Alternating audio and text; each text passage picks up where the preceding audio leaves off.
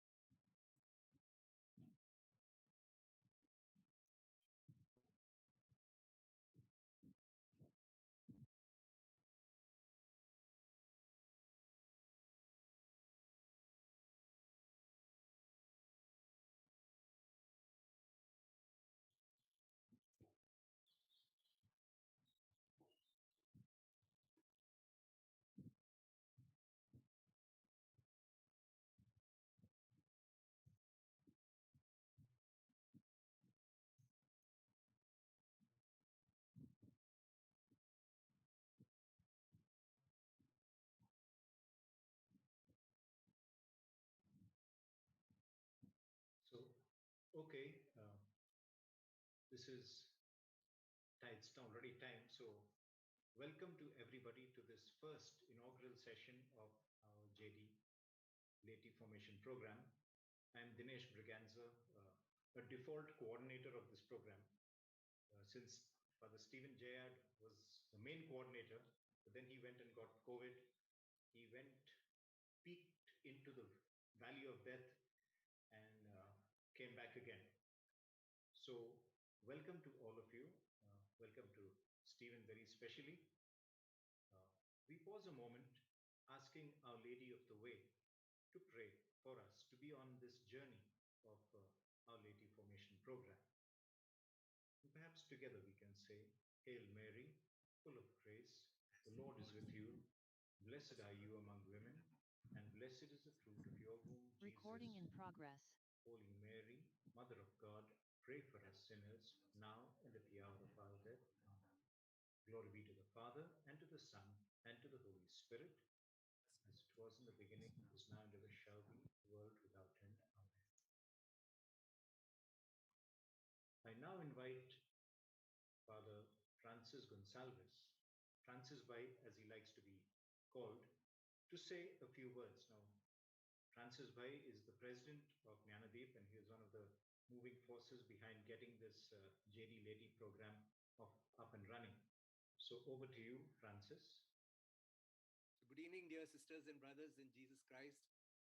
This is indeed a moment of great joy and gratitude. We have been thinking for a very long time to begin this program of so-called training for the lay faithful.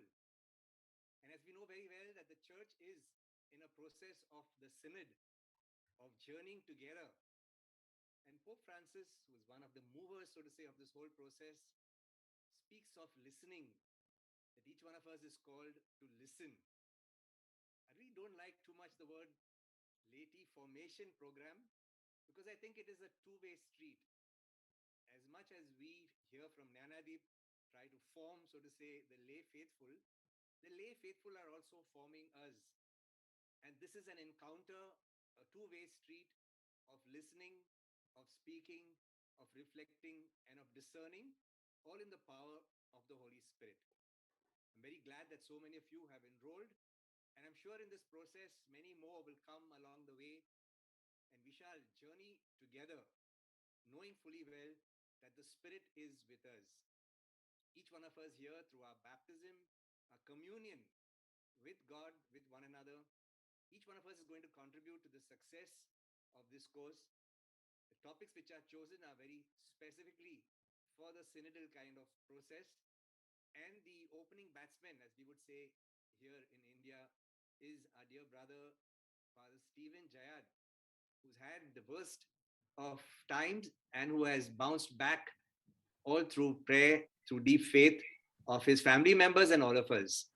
So I wish that all of us have a beautiful journey together, holding our hands, walking together with God's Spirit, learning from each other, and progressing towards that beautiful life that God wants all of us to share with all those who are less privileged than ourselves. So remember the wider context as we venture out into this beautiful initiative. So over to you, Dinesh, the organizers. Thank you very much.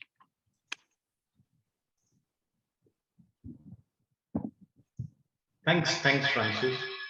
I think you have just helped me to, you stole my thunder actually, because I was just about to say, laity formation program is us journeying with laity, sure, but laity forming us, exactly what Pope Francis was saying. So, when we don't know whether it is great, people think alike, so Francis and I think alike, and that's great. Or maybe it's just that schools seldom differ. But whichever way it is, it's a two-way street. And we look forward to learning from all those who participated on this journey and learning from Stephen Jayard today. So over to you, Stephen.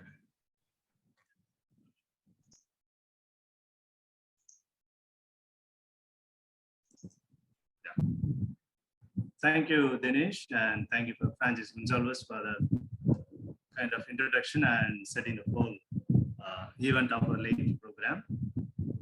So I'm glad that many of our friends have joined. And as Father Francis mentioned, I'm the opening batsman. Yesterday, Dinesh told me that opening will be dazzling. I said, opening is dazzling, I do not know. Whether it's a dazzling or puzzling, maybe at the end you'll come to know. And I'm happy to be the opening batsman, but I don't know whether the audience will be happy about it. So at the end of the talk, they will decide. And am I audible, Dinesh? It's fine? Okay, good. Because once a seminar, I asked like this, am I audible? One student said, Father, you're not audible, but no problem, go ahead. You're not missing anything. So I'm glad that I'm audible. And as Father Francis mentioned, we take the current topics in the society, in the church, and we journey together, the priests, the lay people, and JD Jnanadipa has taken this initiative. And as they mentioned, I just come out of the corona infection, of course, 3 months back. So they asked me to share some of the experiences and also to situate that in the liturgical context. Namely, soon we are going to celebrate the All Souls Day and On Sales Day. So that is the context in which we are talking.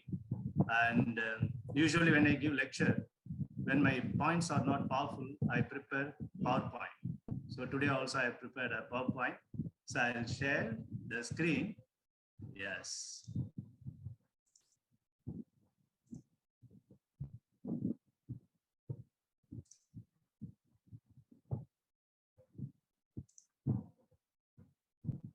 Is it okay, Dinesh? Yes. Yeah, right. Okay. I'll see you in the ICU. God says, reflection on COVID, life and death. My neighbor, Father VM Jose mentioned, seeing this title, people might be frightened. I'll see you in the ICU, as if God is punishing us or threatening us. Then I said the title may be frightening, but once they listen to my sharing, they'll be confident, they'll be filled with faith and trust. Also, perhaps I can add, I will see you even in the ICU. That would have been better. Even in the ICU, God is ready to meet us and encourage us. So that's the spirit behind it. My sharing today has 4 parts. Part 1, sharing of my faith experiences, how the healing touch. Secondly, some lessons for humanity from COVID in general. Third, the mystery called life and death. I put together because, as we are going to see, both are two sides of the same coin, life and death, in the context of All Souls Day. And the last part will be some practical tips for a saintly life in the context of All Saints Day. So these are the four parts that we are going to look into today. Part one, the experiences of the healing touch. The month of May, my mother and myself, we were infected in the beginning of May 2021. And that time in India, there was great demand for oxygen bed facilities. And it was a tough situation across India. It's really painful to see lines of ambulances at the entrance of the hospitals, and people are waiting with the mask, without mask, oxygen cylinders, even at the crematorium and cemeteries, full of people. So it was a situation where we got infected, and we were also struggling to get hospital accommodation in Trichy. We struggled a couple of places. Then my mother, we took her to the GH, General Hospital, government hospital. We took the scan. After some time, she got a place in the private hospital. We shipped there. But within a week's time, my mother got well. And when my mother was admitted, after 2 or 3 days, I was also admitted in the same hospital. But somehow the treatment did not work out well with me. My mother went home within a week. I think all good people get healed immediately, I think. Then we tried to get some expensive medicines from St. John's Medical College Hospital, because our fathers are there.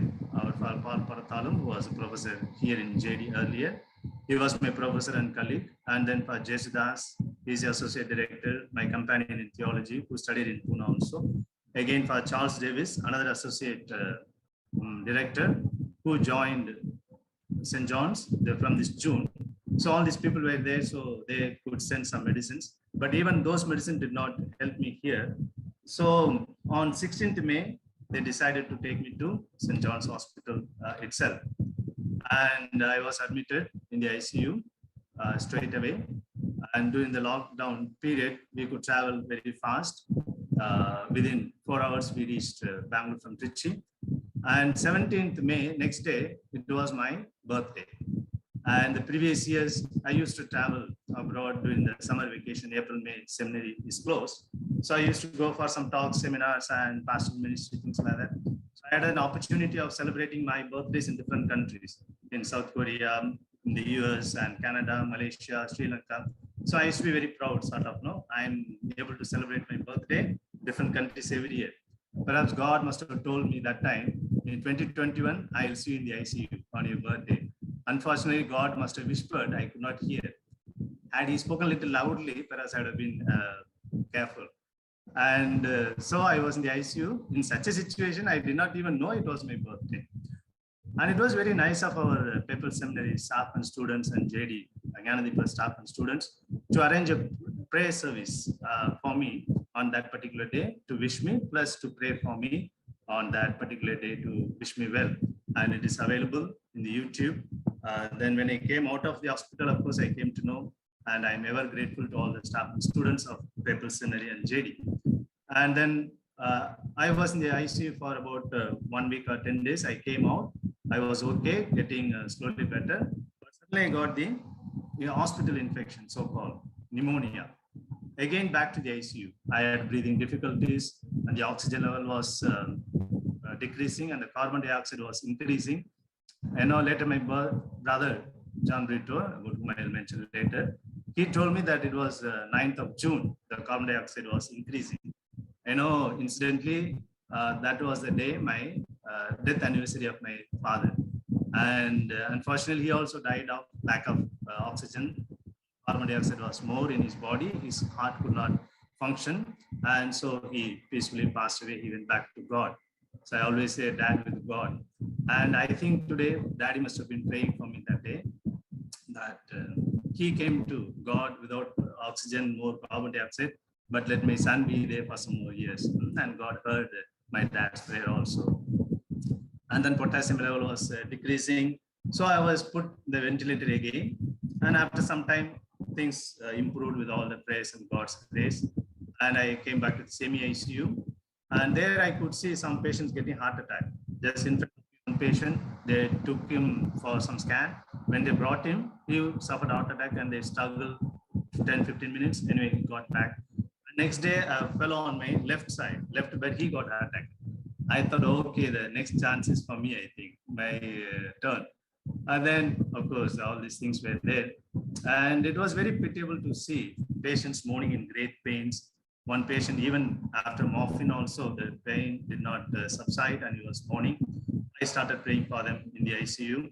But then slowly I could recover, I could read newspaper. I started using my mobile, of course, limited use. My family, relatives, colleagues, students, and friends in India and abroad all were praying for me. And many of them prayed over the phone also. My mother, sister, and others were constantly praying over the phone for me and encouraging. My brother and cousin were also with me. They were also encouraging me and always strengthening me. And about 2 weeks before my discharge, I got a dream. In the dream, one night I heard the voice, "I have healed you." And then immediately asked for a sign. God, you have healed me, show me a sign. Basically, I'm a professor of philosophy. See, we always go by science and proofs. So I asked for a sign, and God was so kind. Immediately gave me a sign. A kind of oyster-like thing was moving from my heart, my left to the right lungs. Blue color, very shining, pearl-like, moving from my heart to the lungs. And that was a great sign. I was so touched. Immediately I asked in the dream itself, "Am I a saint that you are giving me the sign immediately?" And then the voice said, "No, you're my son." And that was a great real experience. I did not tell my brother that time also. Then later I was sharing with him. So it was quite a touching experience. Staying for 2 months in the hospital, I was discharged, very weak, could not walk or talk. I'm able to do online classes and celebrate classes for small groups and play some TT game also. Usually I play with my father friend, priest for Susalangar. He says, "I play better now after COVID." I think this is one of the COVID side effects, I think. I play the TT game better, I think. The hospital doctors themselves were confident and they were sure. They told me several times that I was healed due to God's grace, mercy, and blessing. And I am also sure, and I confess and boldly acknowledge, gratefully acknowledge, and the doctors also were saying, the difference between grace and mercy, mercy and blessing. Grace is when God gives us good things that we don't deserve. Mercy is when He spares us from bad things we deserve. Blessings are when He is generous with both. Truly, we can never run out of reasons to thank Him. So I personally thank, along with you, my family and friends, for grace, mercy, and blessing. And saluting with gratitude, of course, my dear brother, Mr. John Brito, who stayed with me for 2 months, facing this, because in the beginning, he also did not have the vaccine. Only later he had, but he was very bold, unlike me. And of course, confidence in the prayers and God's grace. And then I thank his family also. Then my cousin brother, Mr. Henry Rosari from Chennai, he also joined my brother after a month. And my dear nephew, Mr. Calvin, who took care of me when I reached home, Trichy, my home diocese, at the bishop's house. And all these people were managing themselves work from home, rather work from hospital, I should say, and a few days of medical leave. So they were very generous. I salute them. And then, as I mentioned, Paul Parthalam, Jayard, Charles Davis, and the spiritual fathers at St. John's Hospital, all the medical fraternity with great dedication and devotion, care, and commitment, they are working. Right, Arikadash, our bishop, priest of Right Reverend Thomas Dapre, bishop and priest of Pune Diocese. Instantly, our Bishop Thomas is celebrating his golden jubilee of his priesthood tomorrow. So we take this opportunity to wish him also. Rectors of Papal Seminary, Anadipa, all the staff and students. Of course, my mother, my family, relatives, students, colleagues, all my friends, Indian and abroad.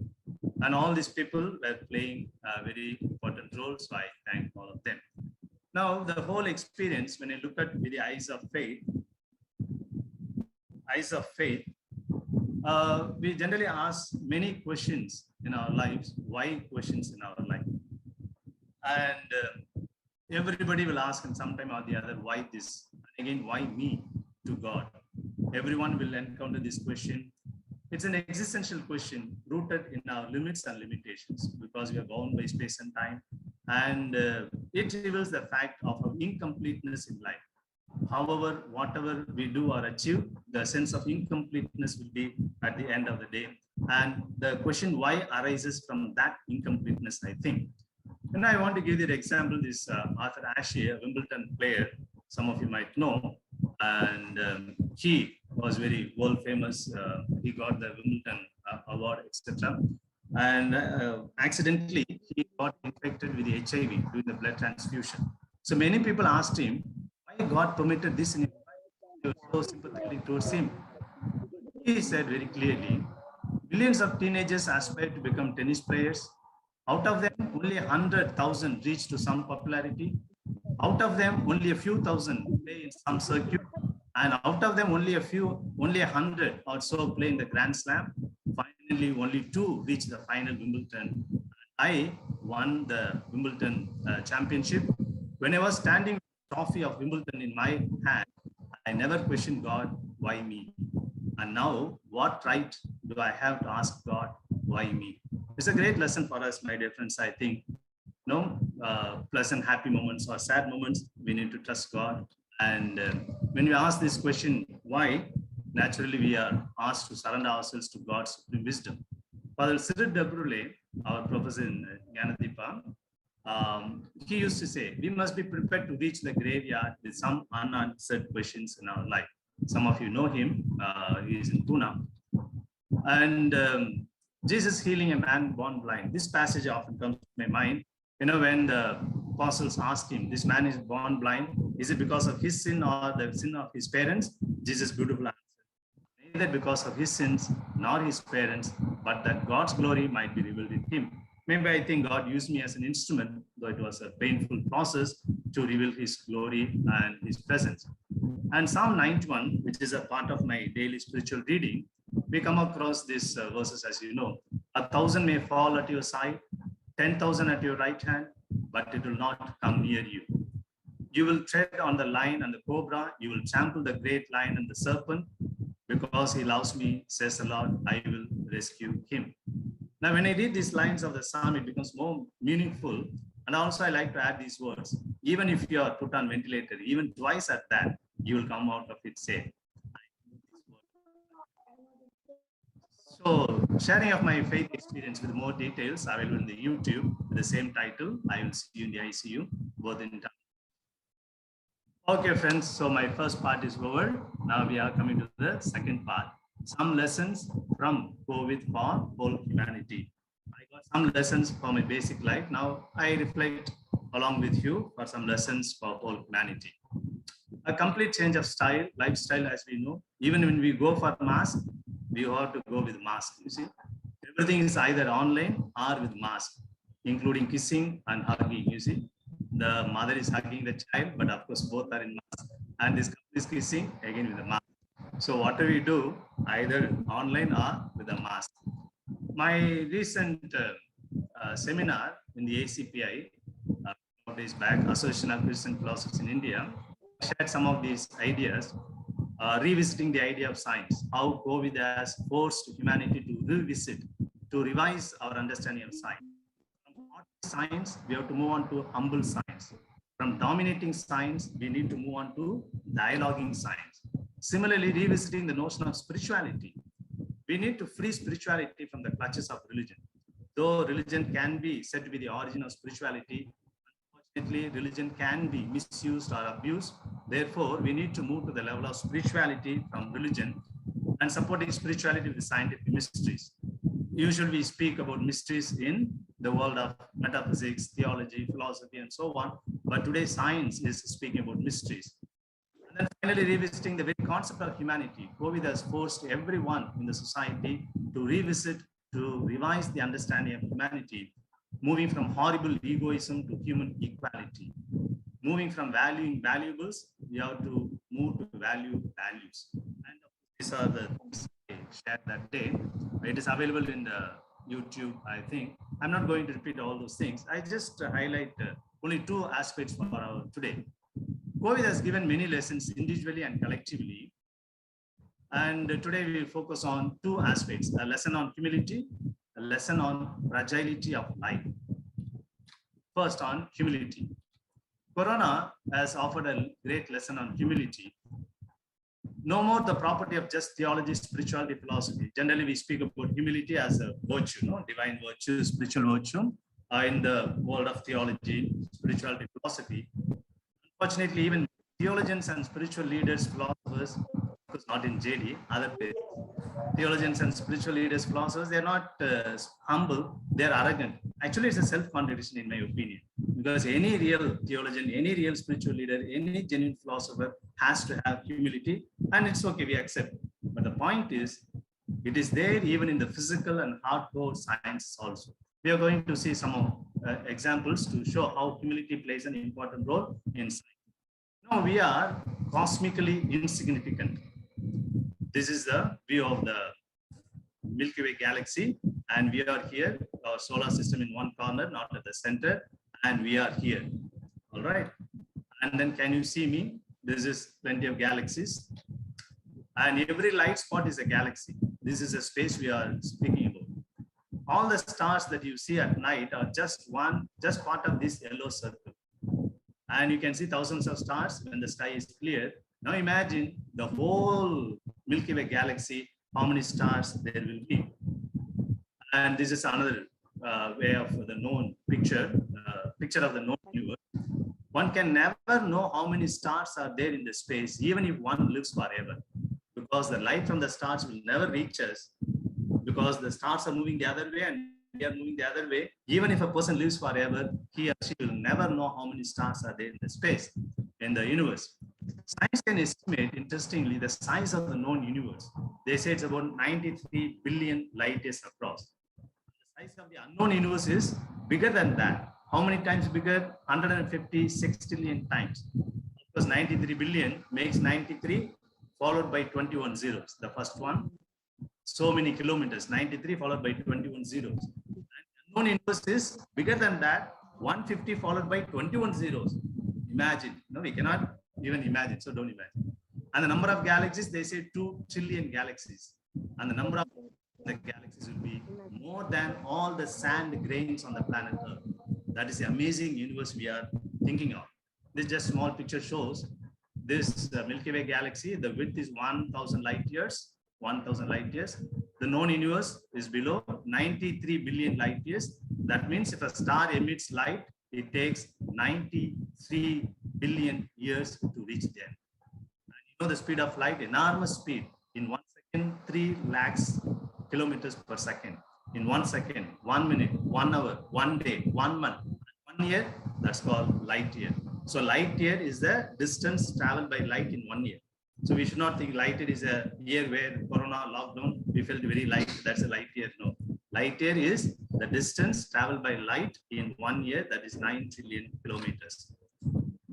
Science can learn so much about the universe, but helpless in eradicating the extremely tiny virus. Now, virus, the width is 20 to 400 nanometers.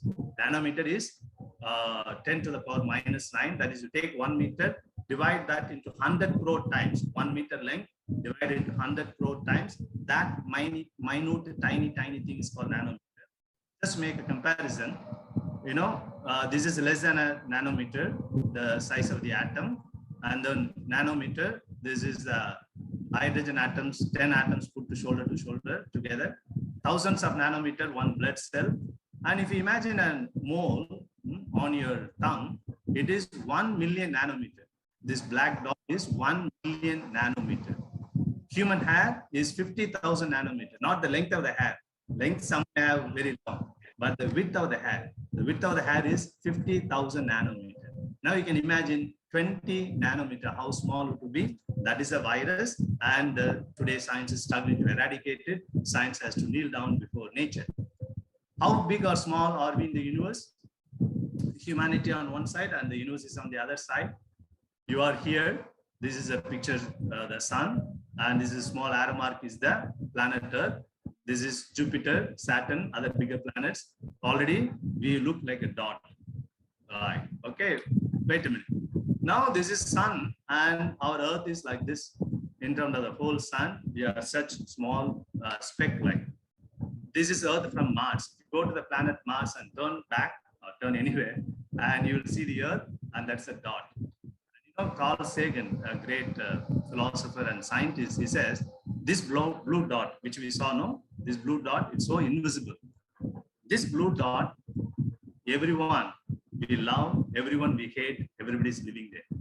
All the nations, all the continents, all the struggles, fights humanity has faced so far, and all the regimes, kingdoms, all powerful men, women, regimes, everything is here. Corrupt politician, even every superstar, every supreme leader, every saint or sinner in the history of the species lived here on this one small little dot, blue dot. And we should, when we realize this, so scientists realize the need for humility. In my opinion, arrogance is a result of ignorance. There is no room for arrogance in our lives. However we study or whatever we achieve in our lives, even science is teaching us, no matter how big our achievements, degrees, talents, possessions, titles, status, etc., arrogance, no place. Perhaps one way to remove arrogance in our lives is to realize that life is a full circle. What's a full circle? See, oftentimes we do not know the reality, so we get arrogant. We will never know how much we don't know. All that we know is what we know. Because only when I know the full quantity of reality to be known, I come to know that how much I do not know. Because only this much I know, this bigger amount I do not know. As long as I do not know the bigger amount to be known, I never know how much there to be known. All that I know is what I know. No, looks very puzzling. As I said in the beginning, the talk may not be dazzling. This is one point of puzzlement. We will never know how much we don't know. All that we know is what we know. One simple example, in a classroom, the teacher comes to know 5 students are absent. How does she or he come to know? Because the total number of the class students should be 50, 45 are there, therefore 5 are absent. So unless the teacher knows the whole number of students who are supposed to be there, the teacher will never come to know how many are absent. Similarly, unless we know how much is there to be known in the reality, we will never know how much we don't know. And that is another reason for humility. And who is really ignorant? The ignorant are ignorant of their ignorance.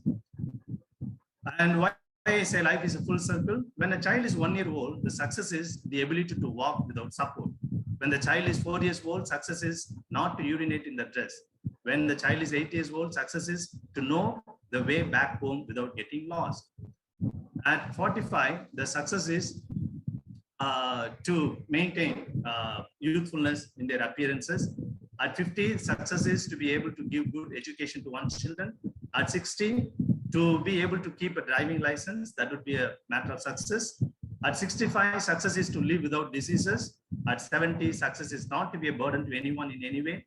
At 75, success is to be still in touch with old friends, because it's very difficult to maintain the friendships at that age. And when it is 12,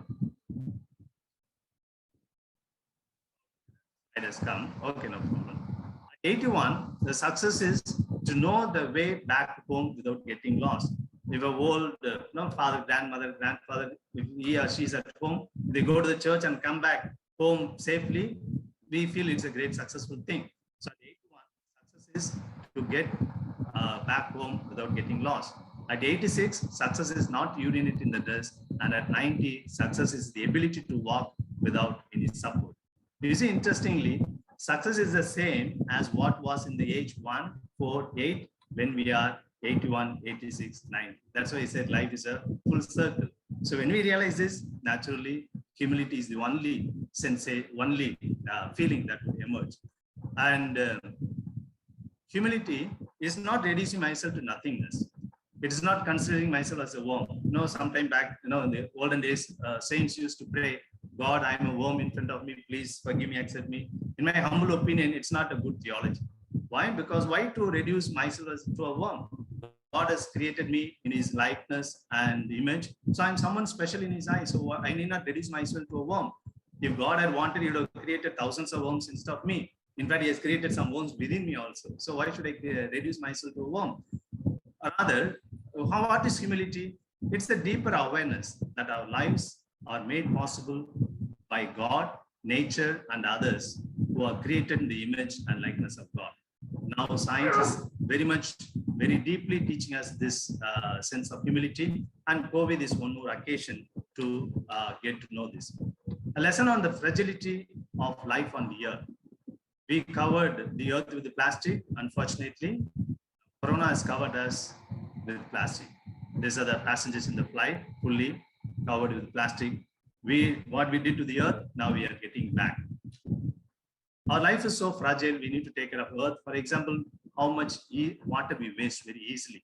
When we hold 1 liter of water in the hand, we are having the whole cosmos in a way.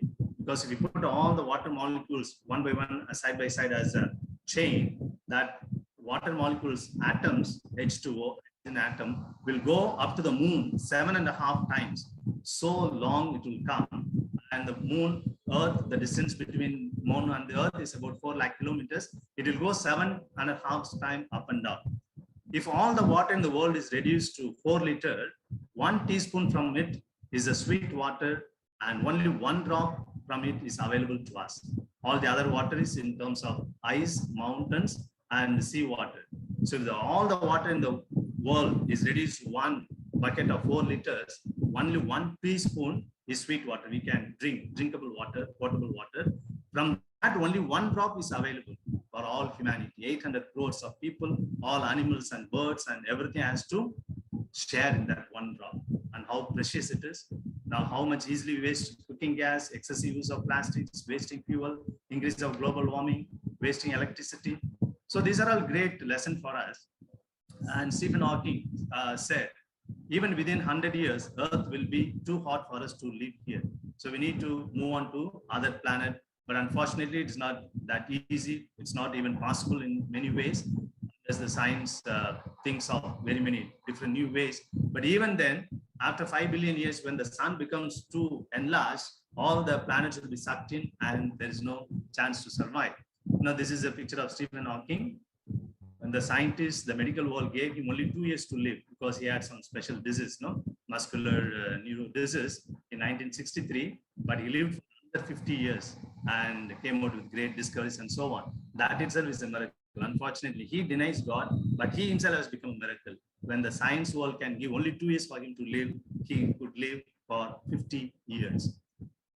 5 mass extinctions so far from the history, from science we know. In the millions of years, there were several extinctions. I don't want to go into the details. For example, 250 million years ago, there was a single worst event life on Earth, lasting for about 60,000 years. 90% of all marine species were removed, killed. 1/3 of species on land died out because of this mass. This mass extinction, the last one, 65 million years before, we are quite familiar with that because the dinosaurs were wiped out because a big meteorite crashed onto the earth, and that dust and heat was lasting for 32,000 years, and the whole species of dinosaurs were wiped out.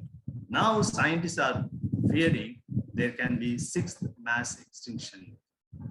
Lately, this mass extinction, the speed of growth is 100 to 1,000 times higher than the earlier pre-human extinction. Before the human beings appeared on the earth, the extinction was taking place, but now the speed has become more to up to 1,000 times. For the first time, a single species is going to be responsible for such destruction on the earth. So far, nature was responsible, like meteorites coming, etc. But now the single species, the humanity, we are going to create that extinction.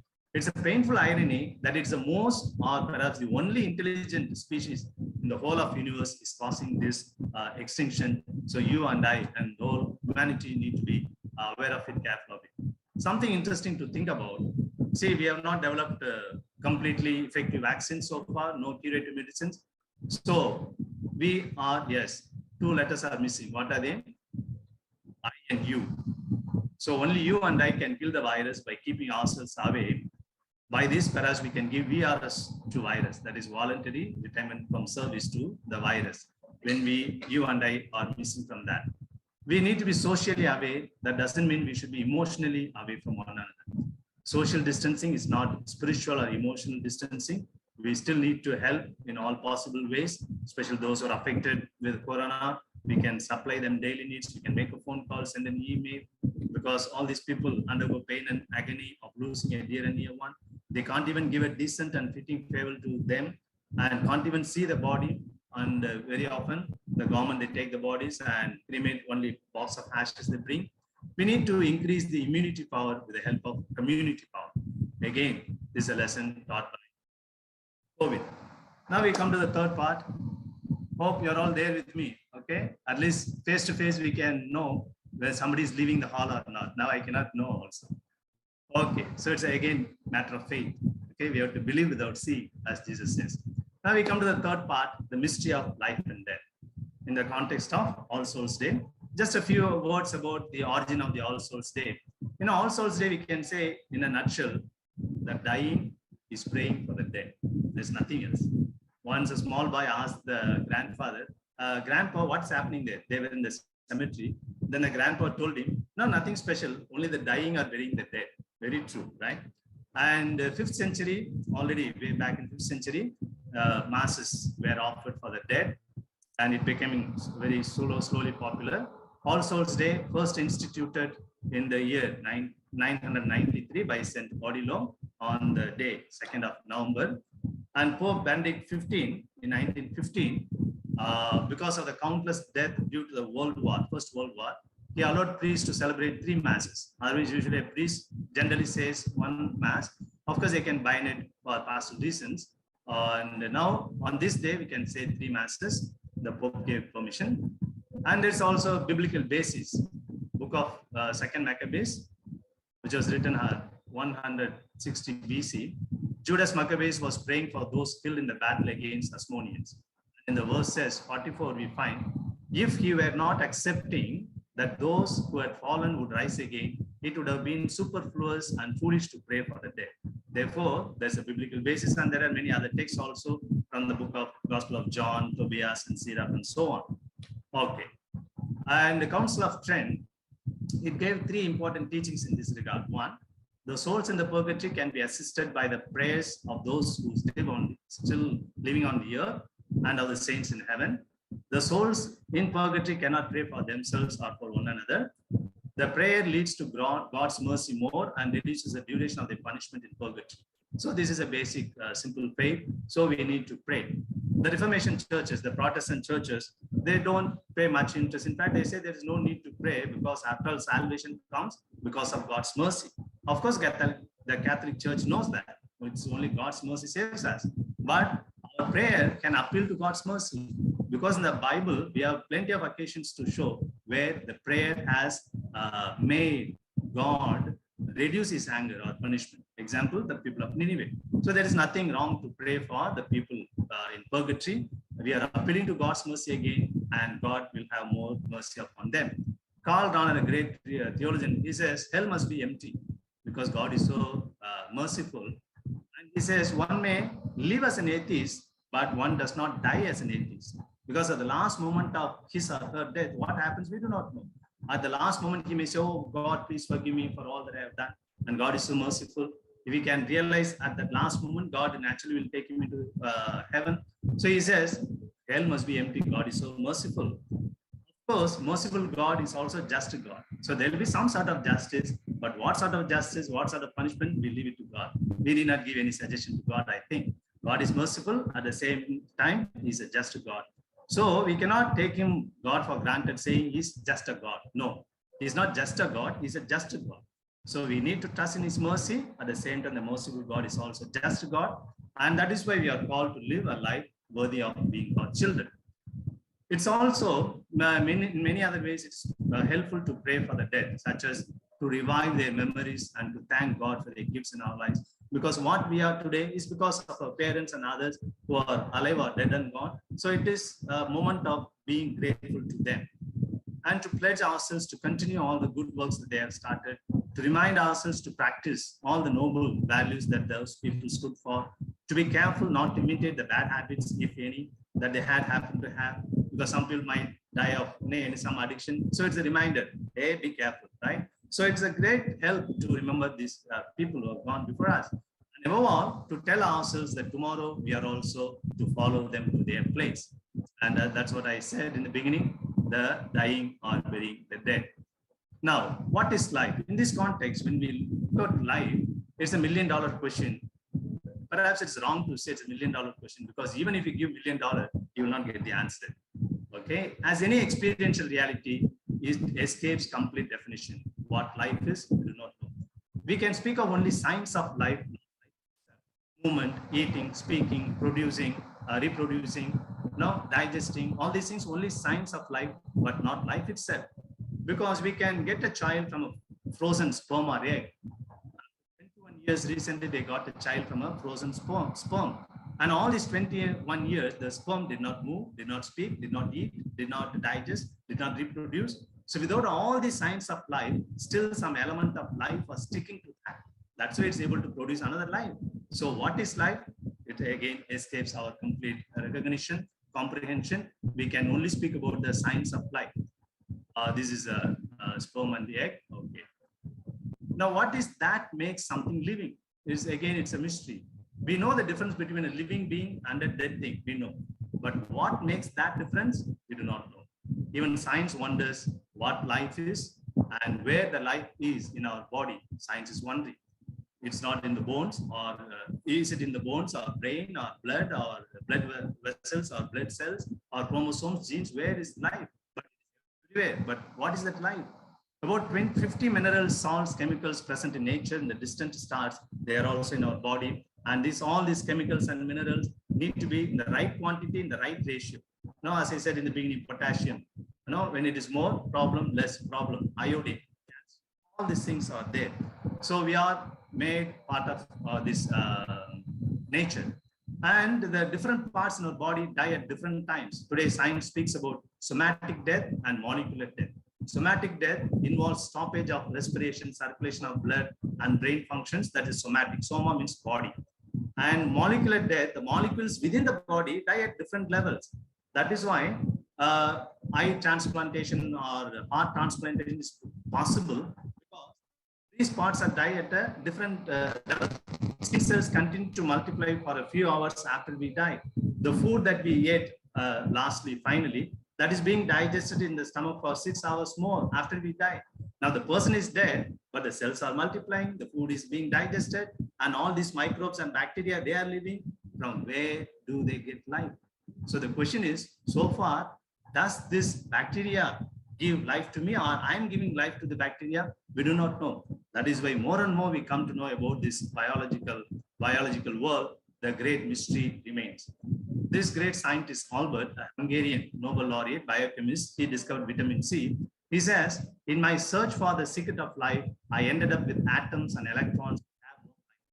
Somewhere along the line, life has run out through my fingers. Who says?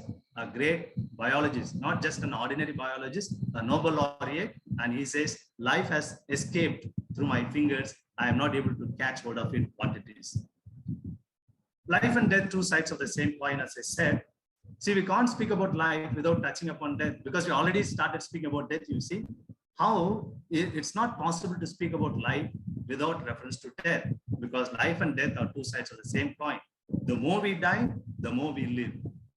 There's a prayer, traditional prayer for the Eucharistic adoration available. They give a beautiful example of candle. A candle is burning as it's melting, and it is melting as it is burning. Oh, human beings, you are living as you are dying, and you are dying as you are living. Now, I cannot live if I am not ready to move on to the next moment. If I cling on to this moment, no, I don't want to live, I cannot live. So I have to die to this moment in order to live to next moment. And that is where life and death are made. Breathing in is a sign of life. Breathing out is a sign of death. Death usually taken to be more mysterious than life, because it is more frightening, because we do not know what happens. None of us have experienced real death as such in our life. We have seen death-like experience, or we have seen people who are dying, etc., but we have not experienced. Maybe my long lecture may give you like death-like experience, but I'm speaking about real physical death. We have not experienced it. So it is unknown to us. Anything that is unknown to us, it is more frightening. But actually life is equally mysterious, and if not more. So death is mysterious, life is also equally, if not more mysterious. day of death is hidden from us. We know, we say God has hidden the day of death because life will not be possible if we know when we are going to die. But in my opinion, there is no such a day of death because every moment we are dying, isn't it? So if every moment I am dying, then why to speak about the day of death, which comes at the end? Father Kuruvilla, some of you may know, is a professor in JD. He has written a book, Death, Live It. We should live death. That means we should embrace death. Then it's no more frightening. It's part of our existence. We have to, but any living creature has to die. So he gives a lot of philosophical, theological, metaphysical reflections in that book, Death, Live It. And I'm thinking of another book, Life, Die It. Okay, just to challenge him. Not challenging, he speaks the same thing from a different perspective. So the next book would be Life, Die It. That would be very interesting, I think. There are researchers to say that we don't actually die, because if you take life as an energy, according to the law of thermodynamics, energy never can never be created or destroyed. Life energy is there; it can never be destroyed. It can move or it can transform to another form. And when what we call death is actually the change of energy of life, so-called energy, into another form about which we do not know because we have not reached that stage. Perhaps it is the life after death that religions speak. I don't know. So we never die. Human life is not in just being there. It is not just being, because then there is no difference between a human being and a stone. Human life is not just breathing in and out. Then there is no difference between humans and plants, because plants are also doing the same. Human life is not just eating, sleeping, procreating. Then there is no difference between humans and animals, because they also do the same thing. Human life is going beyond oneself to reach out to the others, to find meaning and meaningfulness in life. To find meaning and meaningfulness, both are different, because meaningfulness is personally available to me. Suppose I show you a letter written by my friend. If you know the language, you will get the meaning of the letter, meaning of the words written there, or the language. But the letter becomes meaningful to me because written by my friend who I know very much. So meaning and meaningful both are available only when we go beyond ourselves. For example, our eyes cannot see themselves. The eyes have something outside of it, outside of them to work as an eye. The ears cannot work as an ear unless there is a sound waves outside. If there is no sound waves, the ear and the piece of leather both are same. So ears can be ears only when there is something outside of it. Eyes can function as an eye only when it depends on something outside of it. The eyes can never see themselves. Human life also similarly, it is meaningful only when we go beyond ourselves. Very strong desire in us towards permanence and stability. That's why anything that is temporary, we are not happy. Whether it's a job or a building. Now, when it's a temporary job, I don't want. Even if the salary is less, I want a permanent job. Why? That permanency is there. And then buildings, suppose an engineer says, if I put up a building, it lasts for 25 years. Another engineer says, if I put up a building, it will last for 50 years. Whom will we choose? The second fellow, because the building lasts for 50 years. Right? I may die within 5 years, but I want my building to last longer. That sense of stability, the desire for stability is fulfilled there. Similarly, when we go to the supermarket, when we buy some food products, we look at the expiry date. One milk packet says 1 week, another milk packet says 2 weeks expiry. We'll buy the 2 weeks expiry date, that product. We may finish the milk within 2 days, but still we want that milk to last for 2 weeks. And in fact, these days we are worried about the expiry dates of the food products precisely because we are worried about our own expiry dates. Okay, Fulton Sheen, when he had to undergo some major surgery, just the previous evening, someone asked him, Bishop, are you not afraid that you're going to face a major surgery? And he said, two things can happen after the surgery. Either I will die or be alive. Not after the surgery. Either I will be alive or I will be dead. If I'm alive, I will be with God. And if I'm dead, God will be with me. What a beautiful, genuine spirituality, no? If I'm alive, I'll be with God. If I'm dead, God will be with me. So let's live each day like it's our last. One day we get it right? And every day we may think it's the last day. We may get the next day. We need not be pessimistic. The point is we should use the day to its fullest meaning and utility. We should not lose every moment, any moment of our day. So let's live each day as our last, and one day we get it right. Okay, last 7 minutes and we come to the part 4. Hopefully I'll finish by 7. Now, some practical tips and for meaningful life in the context of All Saints Day, November 1st. Though here chronologically I speak November 2nd first and November 1st later, but in the liturgy, November 1st, All Saints Day, and then All Souls Day. This day is celebrated not only by the Catholics, but also by the Methodists, Lutherans, and some other Protestant denominations. And in the Eastern churches, it is celebrated on the first Sunday after Pentecost. Even as early as 270 CE AD, all martyrs were remembered. Then Boniface IV, he dedicated a church in Rome to honor Blessed Virgin and all the martyrs in 609. In 1837, Pope Gregory IV ordered its general observance of this feast. How many actual saints are there? When we say All Saints Day, how many actual saints are there? We do not know, right? We may know a couple of them, or if you see the liturgical calendar, each day there are some saints, maybe 365 or 400 saints. Number of saints. These are all actual saints, innumerable. How many possible or potential saints? Possible or potential? About 8 crores. What is that number? 8 billion is the population of the world. So including you and me, we are all possible and potential saints. And every saint has a past, every sinner has a future. This is a fundamental lesson for us. When we celebrate All Saints Day, every saint may have a very bad past. For example, St. Augustine, we know the life, 8 years, his mother, Monica, prayed for him and he became a saint, etc. So every saint may have a bad past, but every sinner has a future. Future starts here and now. I cannot say I'll be a saintly life, I'll start leading a saintly life in future. I do not know when that future starts. If not here and now, when and where. We can't tell ourselves I can be saintly in future, precisely because we don't know the hour of and day of our death in the practical sense. Earlier I said there's no such a day like day of death in a different sense, but here, practically speaking, there is supposed to be a day called our death, and we cannot wait for the future to occur. Now, some qualities to be a saint. What are the qualities to be a saint? Sincerity. According to Mother Teresa, sincerity is more important than holiness, because sincerity in words, actions, and attitudes, God is a bridge to all this. We can cheat, mislead, and take people for granted, but we cannot take God for granted. He's not just a God, he's a just God, as I said.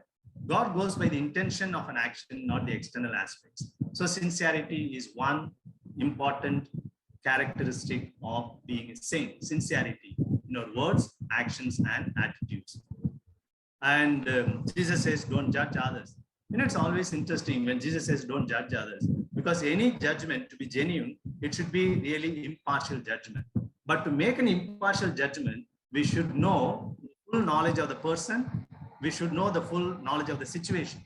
And as long as we are human beings, we can never ever have the full knowledge of human person, full knowledge of the situation. Then how can our judgment be impartial? It will be partial. Also, there will be something to gain for us from the judgment that we give. So all the judgments will be based on the evidence available. That's why even in the courts, when they give the judgment, there's always a chance to make further appeal in the higher court. From lower court, we can go to high court, Supreme Court, etc. Even finally, the mercy petition to the president. And second judge may reword or change the verdict of the previous judgment, saying with the new evidences, I give this, pronounce this judgment. So we can never ever have the full knowledge of the person, of the situation. Only God can know that. That is why only God can give the genuine, real judgment. And that's why Jesus says, don't judge others. So sincerity, it's known to me. Oftentimes we jump into conclusion to judge others, etc. So sincerity is one important quality for being saint. Then alertness, essential to grow in intellect, relationship, spirituality. Unless I am alert, I can stumble over when I climb the stair or climb down the staircase. When I light the candle, I may get burned with a matchstick unless I am alert. Similarly, this alertness is important in our relationship, in our spirituality also. Without this alertness, we may invite devil and evil in our lives, or we may reject God also by mistake. soon we are going to start the season of Advent. Advent is a season of alertness, in my opinion. And in Hyderabad, there is a big shopping place called Abbott's Road. A driver was taking the couple in the car. They bought some things, valuables, in the jewelry shop for the daughter's wedding, big amount of jewels and so on. They kept in the car, they were traveling. After some distance, they told the driver to stop there to buy something else. So they went to the shop, the jewel box was in the car. The driver came out of the car and he was leaning over the car and waiting. Suddenly from nowhere, a stranger came and told, "Sir, your money has fallen down." The driver looked down, 10 rupee note, currency note was there. He picked up thinking it's not mine, how it fell down. He was thinking, and meanwhile the jewels box disappeared. So the fellow with the evil intention came there with a good disguise, as if he is interested in the drivers not losing the money. Similarly, in our lives, unless we are alert, we receive evil and we reject God, because both are coming to our lives in a disguise, of course, with a different purpose. Okay. Innovation. We need to be innovative in our lives, not only in our intellectual lives, in our academics or scientific, even our spiritual life also, we need to be innovative. How to please God, how to give God to the others, how to make God present in the godless world. This action and contemplation, we need to have innovative ways. And again, this is a saintly quality. And the awareness of nothingness. With God, I am a hero. Without God, I am zero. With God, I am hero. Of course, I can say heroine also, but hero and zero goes rhymingly. Hero, I cannot say zeroine. So hero and zero. Of course, heroine also. With God, without God, we are zero. Everything is a gift from God except sins. This realization leading to total surrender. We can't be the masters of our destiny. Even science is teaching us today. No use of pride or arrogance. It is only ignorance, as I said earlier. So nothingness. And finally, my dear friends, the value of time. The value of time, a saintly person will know it. Not that we should be always busy doing great things, etc., but spending the time in a useful manner. We need to have time for relaxation, for enjoyment, for picnics, etc., but whether we are using the time constructively, because time is life. Oftentimes people say time is money. It's very, very wrong, because money can be borrowed, can be begged from others, can be robbed from others, but time can never be borrowed or begged, etc. Time is life. Valuing time is valuing life. Valuing life is loving God, because life is Jayard service. Anyway, we don't have time. So the point is, we know the value of time, and when we waste time, we are wasting life. What we see on the dial of the clock, two needles are running, the small hand and big hand. It's not actually needles are running, their hands are running. It's my very life is running on the clock. We spoke about some characteristics. Remember, sincerity, alertness, innovation, nothingness, time. All these 5 qualities make together saint. So when we keep up all these qualities in my life, and the celebration of All Souls Day is a great reminder, invitation to keep up at least these 5 qualities in our life: sincerity, alertness, innovation, nothingness, and time, the value of time, and we automatically become a saint, even without our being conscious of it. No humility, no spirituality, and no humility, no spirituality. Please note the differences, okay, of the spelling. If I am proud, I cease to be sincere, because my pride will hide and block everything. I become insincere. In sincerity, if pride enters, then the list of the qualities, yes, is replaced by P. When yes is replaced by P in saint, what does it become? Yes, saint becomes pain. Many of us are only pain, not saint. Okay, so if P, pride, comes in the beginning, yes, sincerity is replaced with P, and saint becomes pain. A saint or merely a pain? We should think of ourselves, ask ourselves. Okay, concluding remarks. So now many of you may be happy to see these words, concluding remarks. Let us always count the blessings of God and others. That will always keep us grateful to God, others, and nature, and that will turn make us happy. We all want to be happy. There is no exception. Everybody wants to be happy. The one single or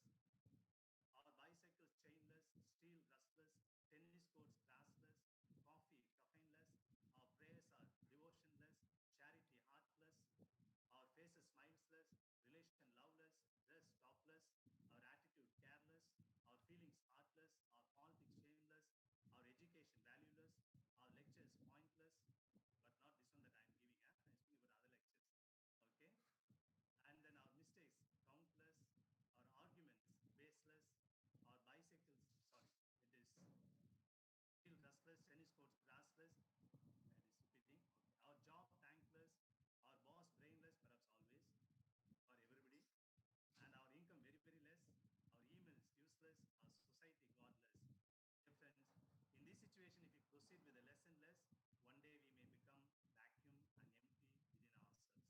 Before that happens, let us become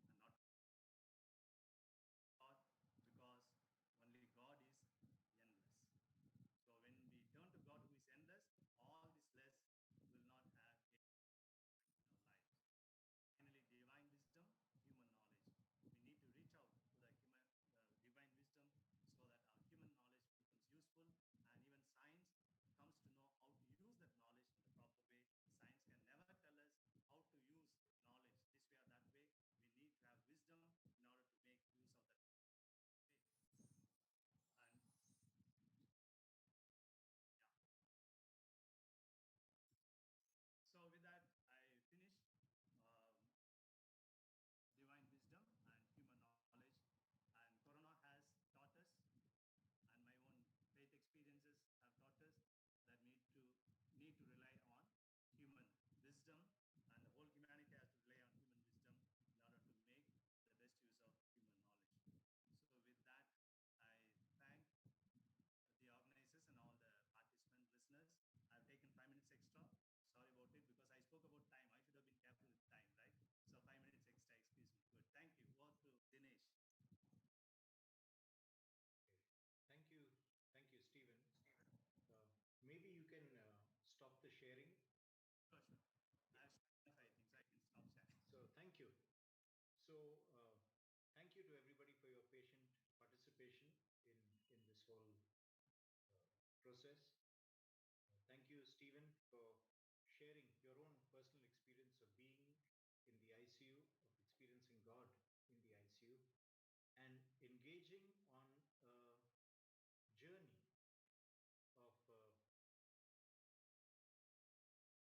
of searching for meaning, for meaningfulness. Okay, so we welcome now questions from all the participants. Now, since there are around 50 people, it might be easiest if you just type them in the chat, or if there are not too many, you can just unmute and ask the question directly.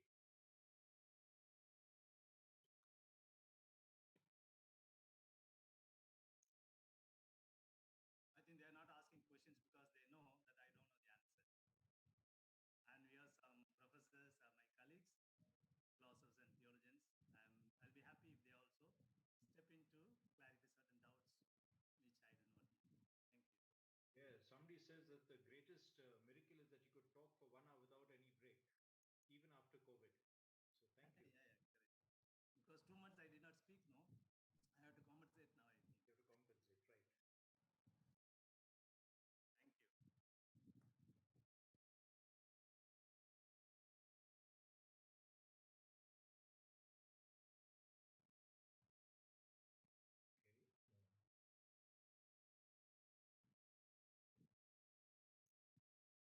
Thank you.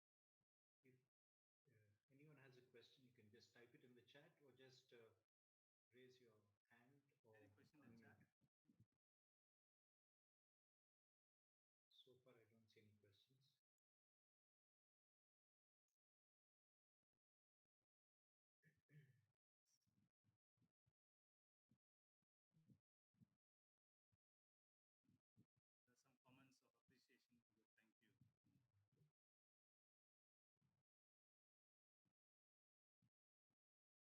Good, thank you.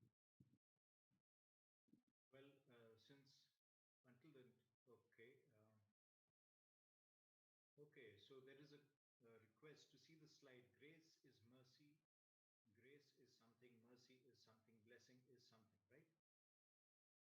So, if I remember right, grace is when God gives us something that we don't deserve. Mercy is when God does not give us the punishment we deserve. And blessing is when God gives us both mercy and grace.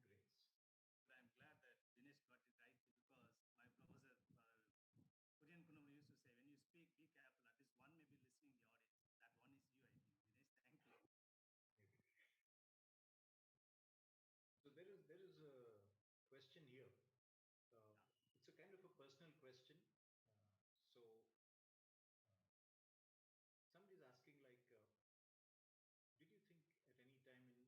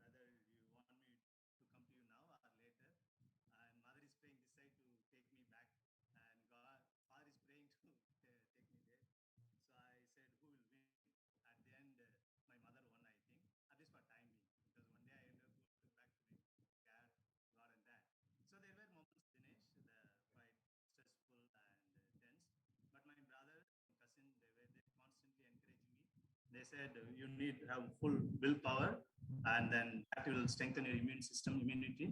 Because even with all the medicines, if your immunity system is less, and if your willpower is not there, you cannot. Immediately, therefore, they were also trying so much, to make me sit and make me walk with a walker and so on.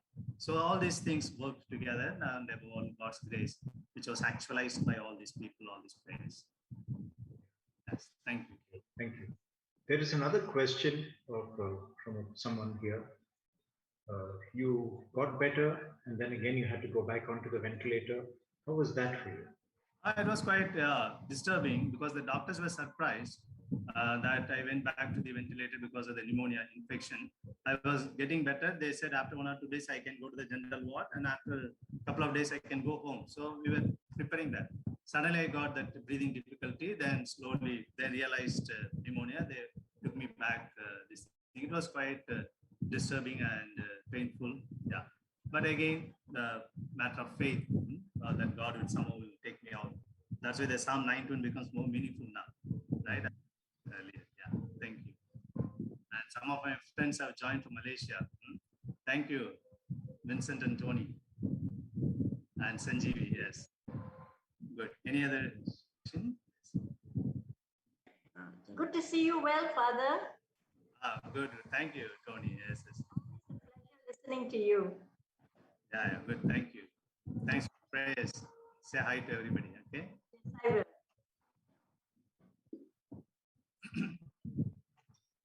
Right. If there are any questions, you can just unmute and ask a question.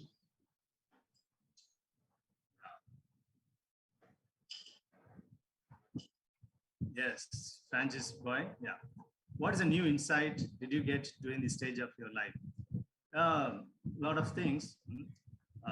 Some of these things I was already aware that science is helpless in many ways.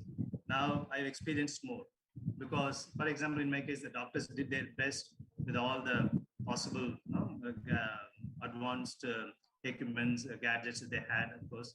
And Bangalore, St. John's Hospital is one of the premier hospitals in India. And many say I could be saved because I went there and all. So in spite of all these things, the doctors themselves realize it's only God is healing us. We give only medicines. So there is some supreme power, some divine wisdom behind all these things. I always ask myself, there are lakhs of people who could not survive, who could not come back. Even priests also in India, they say about 260 priests. And some in our neighboring dioceses, our who studied in Jnanadeepa Papal Seminary. So in this context, why God brought me back? So there must be some meaning or purpose behind it.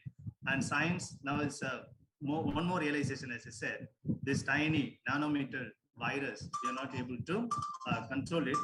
On the other hand, we are able to explore the space, how many millions and billions of light years, etc.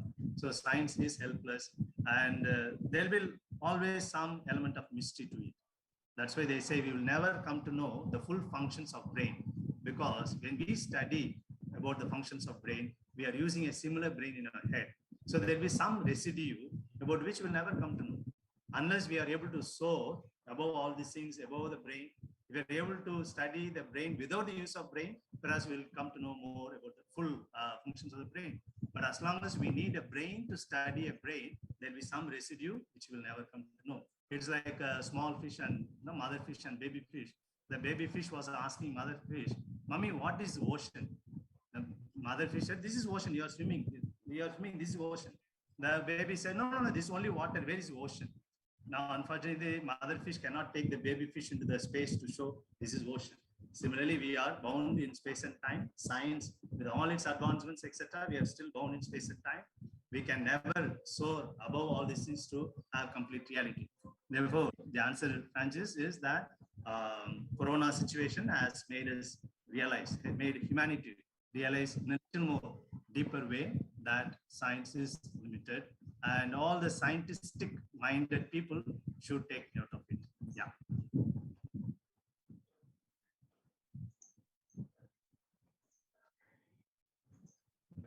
There's some other question. How to regain our lost soul regardless of person or thing? What is self-remedy? Okay, about the point that comes to my mind. Many of these things is a matter of faith and how we are taught in different religions, etc. life after death, rebirth, and so on. And the lost soul means, I don't know in what sense you are saying it is lost, whether it is gone to hell or condemned soul, etc. I don't know exactly what is meant by lost soul, but there'll be some element of living after that. For example, Catholic faith, we believe in the resurrection of the body. But how exactly the body, the same features, same color and complexion, etc., we do not know. But some sort of this bodily aspect will be there, because that's why the body is also holy. Our body is not just a prison to have soul inside, and when you die, the soul is released, and only soul is important. No, we believe in the resurrection of the body, but how exactly, we do not know. This is what comes to my mind. Maybe other professors may add a point to it. Yeah.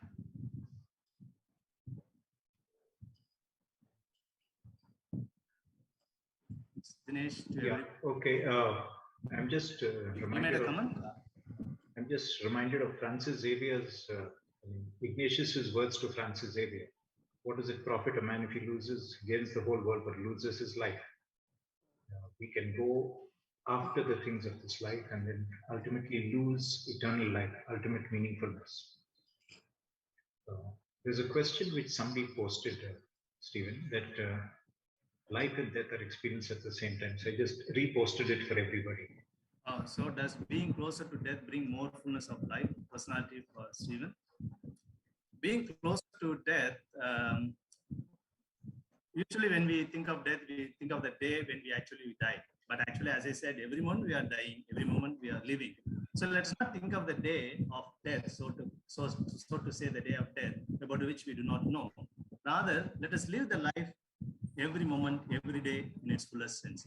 That's why they say, no, instead of adding years to life, let us add life to years. That is more important than adding number of years. Because each and every hour, every minute, every second, even every millisecond is important. Every millisecond is 1 second. The duration, 1 second divided into 1,000 times, like milliliter, millimeter. 1 millisecond is also useful. That's why they say when I look at an object, that visual experience goes to my brain, and the visual experience sensation goes to the brain through my eyes, retina, etc. The brain decodes the sensation, and I realize this is a particular object. It takes about 80 milliseconds, they say. 80 milliseconds. Again, that shows I can never see anything, any object exactly at that moment. There'll be always a time lag of 80 milliseconds. So every millisecond is important. Every second is also important. Once a fellow was walking on the road, suddenly he heard a voice, stop, stop, stop. He stopped, zooming fast, going truck, just zoom and turn. And he was thanking God, no, thank God you stopped me. Had I taken one step ahead, I would have been crushed by the truck. Then he was thanking God. On another occasion, he was walking on the mountainous road. Suddenly he heard the voice, stop, stop. He stopped, and a big rock just rolled down and fell in front of him. Had he taken one step ahead, he would have been crushed by the rock. So he was very happy that voice saved him. But he wanted to know who that voice is. No? So he asked, every time you are saying stop, stop and saving me, who are you? Then the voice said, I am your guardian angel. And I save you, protect you from all the dangers in your life. Then he said, thank you, my dear guardian angel. But where did you go when I got married? He said. So the point is, even some married people are laughing. Good. So we can say, where did you go when I became a priest? Where did you go when I joined this diocese or that congregation? Anyway, jokes apart. The point is, every second is important in our life. Sometimes we just enter the railway station, the other end of the platform, the train is going off. And we've been just a few seconds, few minutes earlier, we would have got the train. So the point is, let us not worry about death. Let death worry about itself. Let us worry about life. And that life is a gift. And let us live that life to its fullest extent. That's why Jesus, in a way, said, no, let the dead bury the dead. In a different context, of course. So let us worry about life. Let us enjoy life. Let death come.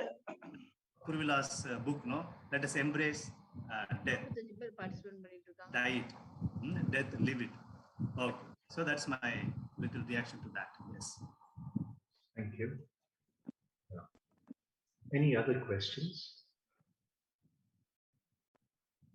Any comments? Maybe some insights that you may have got along the way. I've got a senior priest also for MS Lawrence with me here. of my diocese. He could not follow this case here. He always enjoys my jokes, and that actually encourages me.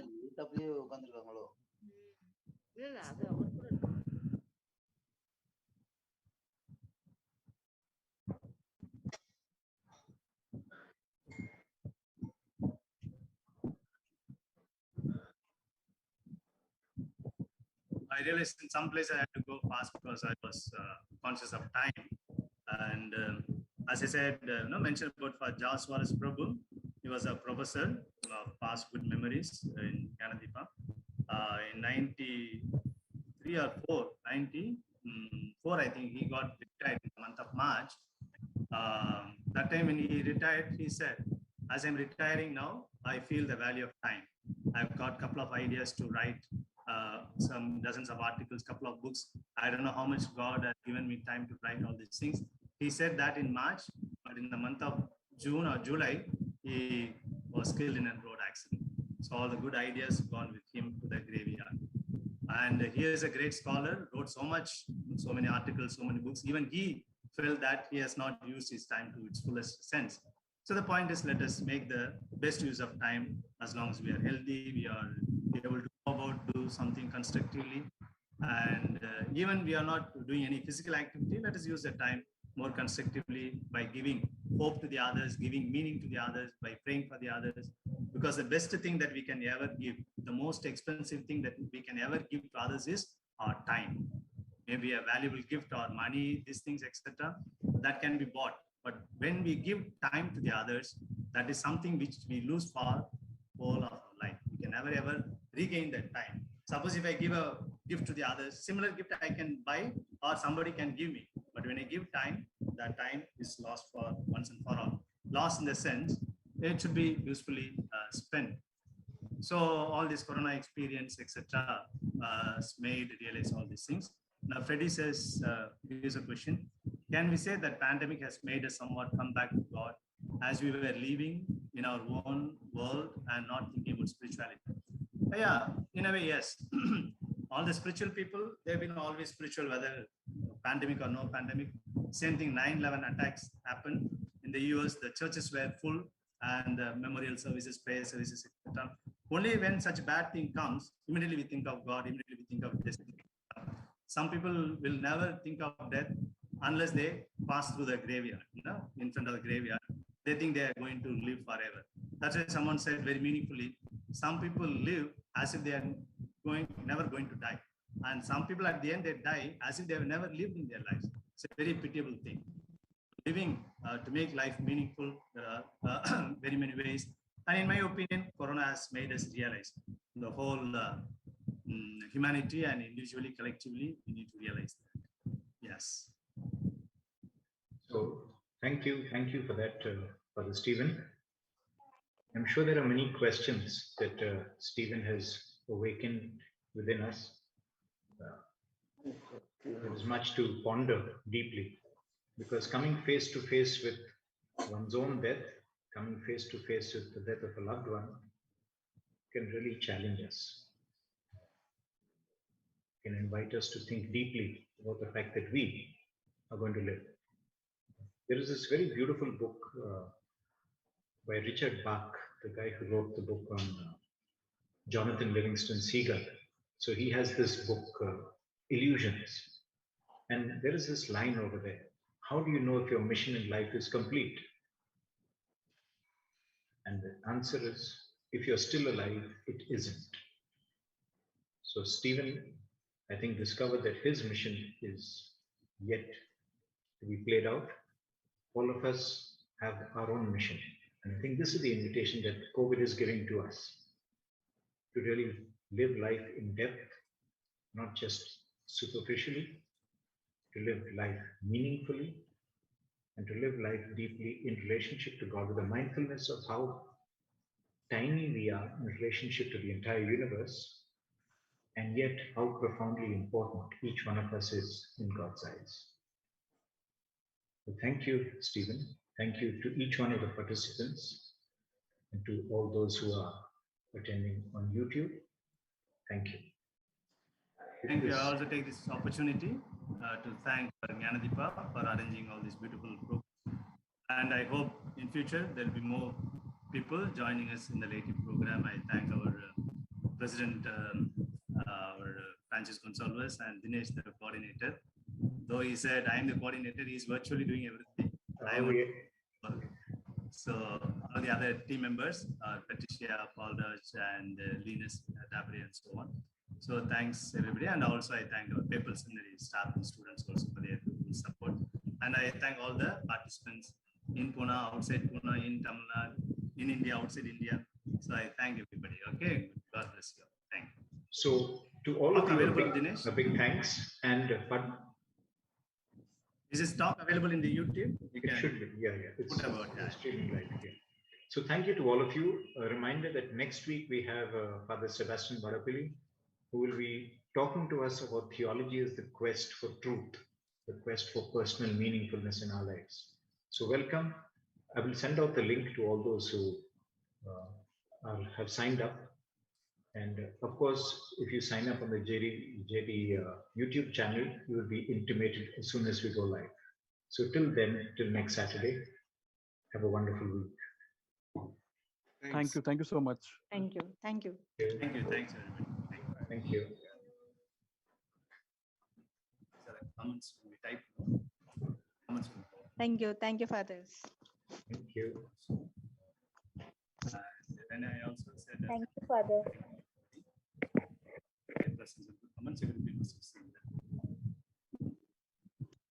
Thank you. Thank you. Thank you. See you again. Thank you to everybody. God bless everybody. Thank you. Thank you, Sanjeevi and Tony, and my brother Kanraj. Welcome. Very interesting. You always hear you. Yeah. Fine. Yes.